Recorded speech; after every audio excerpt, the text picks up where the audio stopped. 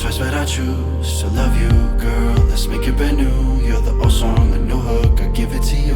On my way back home, come through.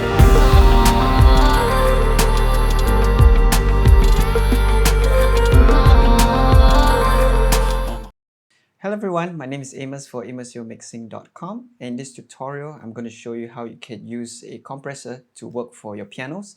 And in this song, I'm going to use the song Love Letter by the artist Sam Rodriguez. It's produced by Encarnación. So I'm just going to play a little bit of the section that I just had in the track preview so you can have an idea of what we are going to work on today. Never the same love, twice, but I choose to love you, girl. Let's make it brand new. You're the old song, the new hook, I give it to you. On my way back home, come through. Alright, so there's this piano line that happens just before the hook of the song happens. And that's this if I were to solo it.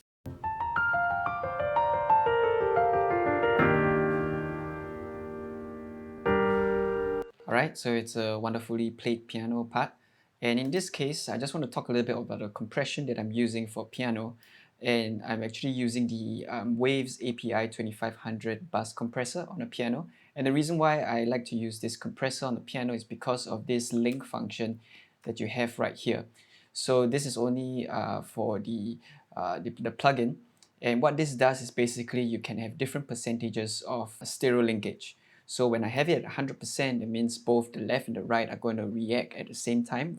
And if I have them at independent, then both of them are working independent of each other.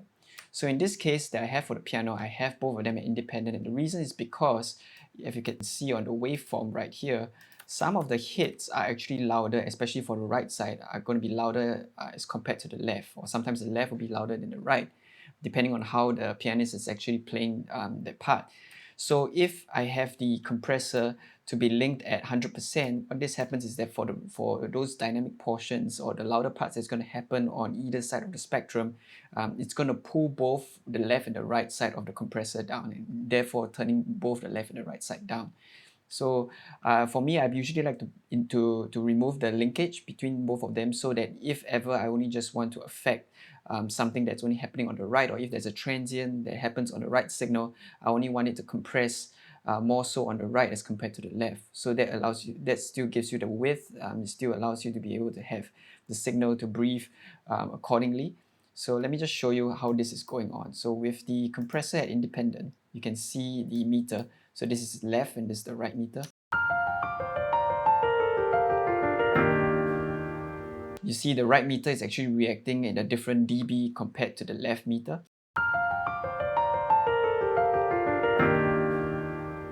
So every time when the pianist actually hits more of the right signal, as he hits more of the threshold, it's going to compress the right signal slightly more. And if I have it at 100% length, this is what's going to happen.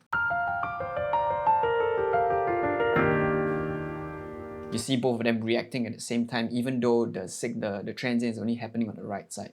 So just pay attention to how the stereo image is going to be like whenever I have it at 100%, which is right now, and when I open it up to unlink them. So this is 100%.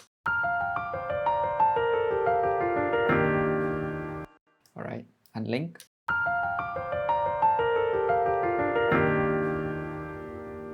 So you can hear that as the pianist actually travels during the entire riff, you can hear it coming to life a little bit more, and you can also hear the dynamics coming through more. So usually I always like to reach out for compressors that have an independent link control, or in some cases they are also acting as dual mono, so that way I can have control of both the left and the right side independently of each other. So that's one way that I actually use to make my piano sound the way that they are. So hopefully that helps you, and until next time.